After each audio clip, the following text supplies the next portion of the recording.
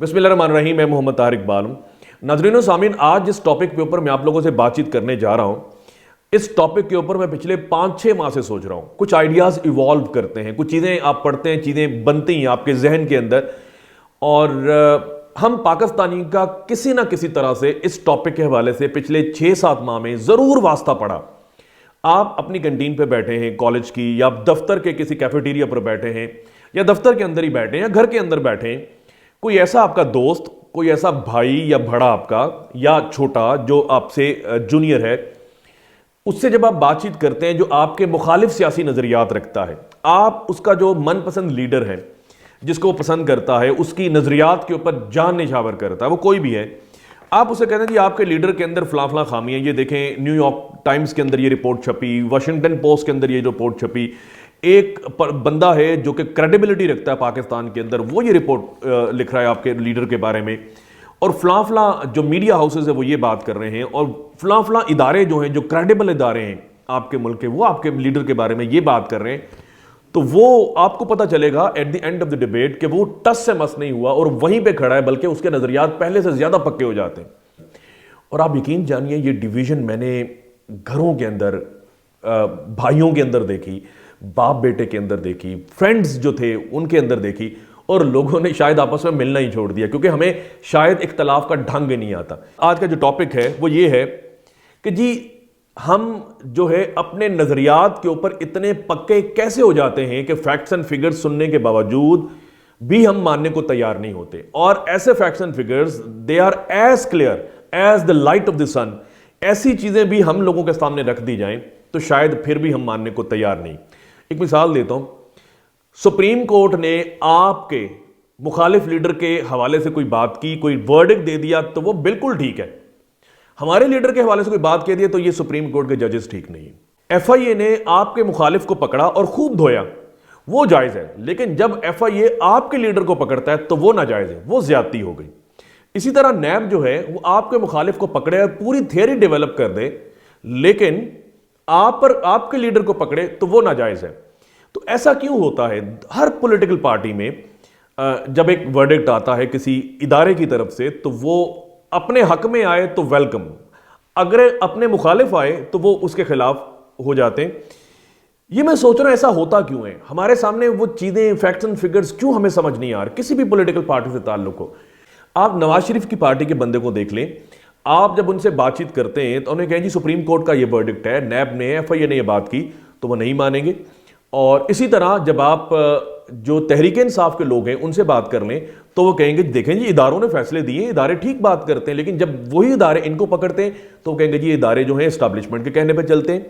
आज मेरी सुबह एक शख्स से बातचीत हो रही थी तो उसने कहा देखें आसिफ अली जरदारी को ये करप्ट कहते हैं, तो 12 साल तो आप लोगों ने जेल में रखा, आप क्या निकाल सके?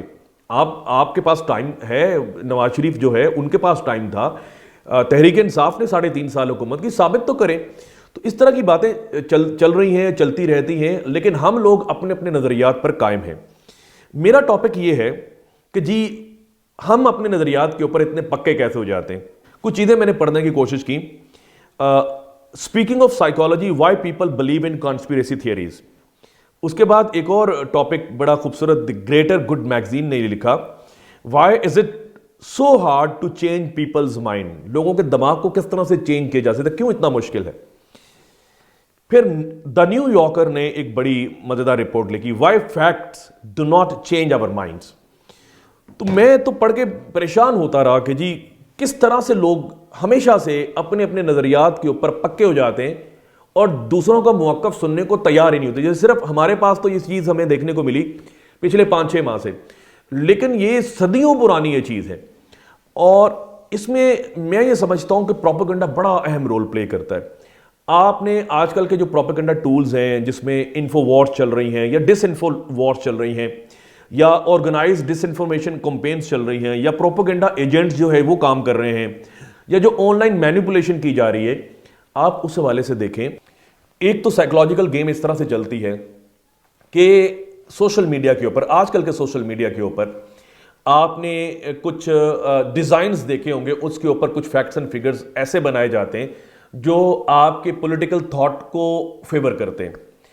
और वो जो डिजाइन बनाया गया, जो पॉलिटिकल थॉट को आपको फेवर करता है, वो आपने देखा जी, आपके जो चाहने वाले लोग जो आपने सोशल मीडिया के ऊपर सब्सक्राइब किए हुए हैं, जिनको लाइक किया हुआ है, जिनकी पोस्ट को आप देखते हैं, वो हर बंदे ने वही शेयर किया हुआ और वही थॉट लेकर, वही आपका फैक्ट लेकर आप मैदान अमल में आ जाते हैं, आप बाहर आ जाते हैं, आप कहते हैं देखें ये फैक्ट्स एंड फिगर्स हैं, आप उस वक्त हमारी इकोनॉमी ये थी, अब इकोनॉमी ये है, उस वक्त ये हालात थे, अब ये हालात हैं, उस वक्त फॉरेन एक्सचेंज रिजर्व ये था, अब ये रिजर्व है। जबकि ये फैक्ट्स एंड फिगर्स किसी इदारे की तरफ से कोट नहीं किए जाते, वो एक सोशल मीडिया कैंपेन बनाई, आप उस कैंपेन का, ये प्रोपेगेंडे का हिस्सा बन गए। टॉपिक ही हमारा ये है आजकल का, प्रोपेगेंडा काम किस तरह से चलता है। अनकोटेड चीजों को सामने लेके आते हैं, कुछ फैक्ट्स एंड फिगर्स को वो कोट किए जाते हैं, और वो फैक्ट्स एंड फिगर्स एक खास नजरिए का जो चाहने वाला है, जो मानने वाला है, वो धड़ाधड़ कोट करता रहता है और उसके नजरियात मजीद पक्के होते जाते हैं।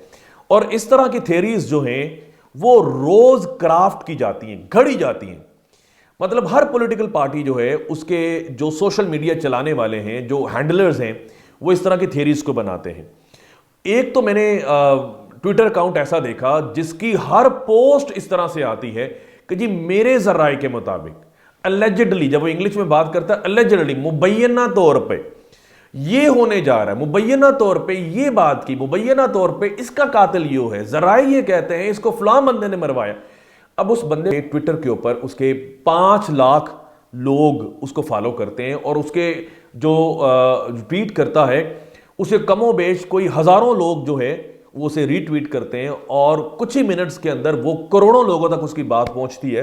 तो वो किस तरह से एक पूरे माहौल को पॉइजन कर रहा है, सिर्फ जर्राए उसके ये कहते हैं, मुबैना तौर पर आप किसी के ऊपर इल्ज़ाम लगा देते हैं और सारे लोग उस चीज़ साजिशी नज़रिए के अंदर आ जाते हैं और ये चीज़ें चलती हैं। सोशल मीडिया इसी तरह से ऑपरेट होता है। बाज़ लोग तो ये भी लिखना गवारा नहीं करते, जर्राए ये कहते हैं या मुबैना तौर पर या अलेजिडली, वो तो सीधा इल्ज़ाम लगाते हैं और वो चीज़ें चलती हैं और वो मानने वाले सोशल मीडिया प्लेटफॉर्म्स के ऊपर मौजूद हैं। और हमारी थियरीज जो हैं, हमारे जो फैक्ट्स हैं, वो पक्के होते जाते हैं, हम मुखालिफ नज़रियात को फिर सुनने को बिल्कुल तैयार नहीं होते। और एक बात यह है कि हम जब एक ख़ास मकतबा फ़िक्र से ताल्लुक़ रखते हैं तो गूगल के ऊपर जब सर्च करते हैं तो सिर्फ अपने आइडियाज़ के मुताबिक जो चीज़ें हमारी होती हैं, जिनके मुताबिक हम अडाप्ट हो चुके हैं, जहाँ हमारी एक्सेप्टेबिलिटी है, उन्हीं चीज़ों को जब हम एक्सेप्ट करते हैं तो अगली दफ़ा जब गूगल खोलते हैं तो वही चीज़ें हमें दिखाई जाती हैं। इसी तरह से आप जब यूट्यूब के ऊपर कुछ ख़ास गज़लें सुनते हैं तो अगली दफ़ा जब आप गज़लें सुनेंगे तो गज़लें ही सामने आएंगी, कुछ और गज़लें सामने आ जाएंगी। तो जो है आर्टिफिशियल इंटेलिजेंस इस तरह से काम करती है, जो चीज़ें आप देख रहे हैं वही चीज़ें ऊपर आती हैं। इसी तरह से जो आपके नज़रियात के हामी लोगों को जब आप सुनते हैं यूट्यूब के ऊपर, तो वो ही लोग फिर सामने आते हैं और आप एक ख़ास किस्म के नज़रियात सुन सुनकर सिर्फ वही नज़रियात आप लोग अडॉप्ट कर लेते हैं। जो आपका फेसबुक है, जो आपका यूट्यूब है, जो आपका ट्विटर है, वो आर्टिफिशियल इंटेलिजेंस के तौर पर आपके जहनी रुझान को पढ़ता है और वही चीज़ें आपके सामने लेके आता है जो आप जिस चीज़ को पसंद कर रहे हैं। तो ये इस तरह से उसका जहन पक्का होता जाता है और ये सोशल मीडिया भी उसके लिए बड़ा आसान बना देता है और वो मुखालिफ नज़रियात सुनने का बिल्कुल रवादार नहीं होता। जब हम प्रोपेगेंडा कैंपेन की बात करते हैं, जब इस साइकोलॉजिकल वॉर की बात करते हैं कि किस तरह से एक प्रोपेगेंडा इंसानी जहनों के ऊपर असरअंदाज होता है और उन्हें इतना हार्डकोर बना देता है कि वो मुखालिफ नज़रियात सुनने को तैयार ही नहीं होते, और इतनी क्लियर एविडेंस जो कि रोज़े रोशन की तरह क्लियर होती है, उसे भी मानने से वो आरी होते हैं, उसे भी मानने से इनकार करते हैं। तो ये कैसे होता है, इसकी बेहतरीन एग्जाम्पल हमें तारीख में हिटलर के दौर की मिलती है, नाजी रजीम की मिलती है। जब जर्मनी जो है वो फर्स्ट वर्ल्ड वॉर वो हारते हैं तो वो ये सोचते हैं कि हम इस वजह से नहीं हारे कि हमारी जो गन्स हैं उनके एम्यूनिशन ख़त्म हो चुके थे, लेकिन इस वजह से हारे हैं कि हमारे जो पेन्स हैं, हमारी ज़ुबानें जो हैं, हमारे माइंड्स जो हैं, उनके एम्यूनिशन ख़त्म हो चुके थे। ये बात वो अपनी किताबों के अंदर लिखते हैं। हिटलर भी अपनी किताब के अंदर जो है इन बातों का इकरार करता है। फिर वो पूरी प्रोपेगेंडा कैंपेन डेवलप करते हैं, एक ऐसी कौम बनाने की कोशिश करते हैं जिनके अंदर इस नज़रियात के सीड डाले जाते हैं कि जर्मन कौम जो है वो यूरोप की सारी कौमों से ज़्यादा सुपीरियर है। फिर एजुकेशन डिपार्टमेंट को वो एक नए अंदाज से चलाने की कोशिश करते हैं। गोएबल एक बंदा जो है जिसका मशीर है, हिटलर का मशीर, वो मुख्तलिफ तालीमी इदारों के अंदर जाता है, ऐसे सिलेबस तरतीब दिए जाते हैं जो उन्हें कौमियत, नेशनलिज्म की तरफ लेके आते हैं, शवेनिज्म की तरफ लेके आते हैं और उन्हें बताते हैं कि जर्मन कौम जो है बाकी कौमों से सुपीरियर क्यों है। और उस दौर के अंदर जो लोग जर्मनी के अंदर जो लोग बीमार थे उनकी शादियां नहीं वो होने देते, उन्हें सेपरेट कर देते हैं ताकि बीमारी के जरासीम हैं उनकी अगली नस्लों तक मुंतकिल ना हो। एक ऐसी कौम तैयार करें जो सब लोगों से, सब अकवाम से डिफरेंट हो। फिर हिटलर के प्रेस ने बड़ा जबरदस्त किस्म का प्रोपेगेंडा किया। हिटलर की ऐसी तस्वीर को वो मैनिपुलेट करते थे, ख्वातीन के साथ खड़ा है, बच्चों के सर पे दस्ते शफकत रखा हुआ है, बच्चों को इनामात दे रहा है, और वो बच्चे और वो इनामात जो कि जंगों के अंदर बड़े बड़े फौजी जर्नैलों को दिए जाते हैं वो बच्चों को दिए जाते थे, स्कूल्स के अंदर, कॉलेजेस के अंदर, पब्लिक के अंदर। ये इमेज जो है प्रेस जो है उसका हिटलर का छापता है और लोग जो है हिटलर को अपनाते हैं, उसके नजरियात को अपनाते हैं। और फिर ये कहा जाता है कि हमें अपने दुश्मनों को खत्म करना है, और यहूदी जो थे जो इनके दुश्मन थे, और एक पूरी कैंपेन लॉन्च की जाती है, लोगों के जहनों के अंदर नफरत भर दी जाती है, पॉइजन भर दिया जाता है अपने दुश्मनों के खिलाफ। वो अपने दुश्मनों से कोई मुकालमा करने को तैयार नहीं होते, वो सिर्फ एक ही बात के ऊपर कारबंद होते हैं, किस तरह से हमने खात्मा करना है अपने दुश्मनों का या ज्यूज का, और वो इसी सोच को लेकर परवान चढ़ते हैं। ये सारी बातें उस कौम के अंदर पाई जाती हैं और वो कौम किसी की कोई बात सुनने को तैयार नहीं। एक ही नजरिया, एक ही बात और एक ही असूल है, और वो है नाजीज़म और अपने दुश्मनों को खत्म करने का नजरिया। जब हिटलर को शिकस्त होती है सेकेंड वर्ल्ड वॉर के बाद, तो यूरोप के जो अकवाम हैं उनके सामने सबसे बड़ा थ्रेट ये था कि इनके लीडर तो मारे जा चुके जर्मनी के, हिटलर तो खत्म हो गया, लेकिन नाजी आइडियोलॉजी जो है, नैरेटिव जो है, प्रोपेगेंडा जो है, वो अपनी पूरी शद्दोमत के साथ, अपने रूट्स के साथ जर्मनी के लोगों के अंदर मौजूद है। ये डी नाजीफिकेशन किस तरह से होगी, इन लोगों को वापस हम किस तरह से लेके आएंगे। फिर एक उनके साथ मुकालमा किया गया, जो बहुत हार्डकोर लोग थे उन्हें मारा भी गया, और जो लोग चेंज हो सकते थे उन्हें चेंज किया गया।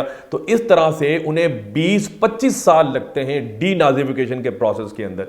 तो मेरा यह कहना है कि जब एक कौम के अंदर एक प्रोपेगेंडा इन्फिल्ट्रेट हो जाता है, उसके सीड्स जो हैं वो जर्मिनेट होना शुरू हो जाते हैं, वहां से पौधे निकलना शुरू हो जाते हैं, उनकी शाखें जो है पूरे मुल्क के अंदर फैलना शुरू हो जाती हैं, फिर उस शाखों को काटना, उनके रूट्स को ख़त्म करना, तलफ करना बड़ा मुश्किल होता है।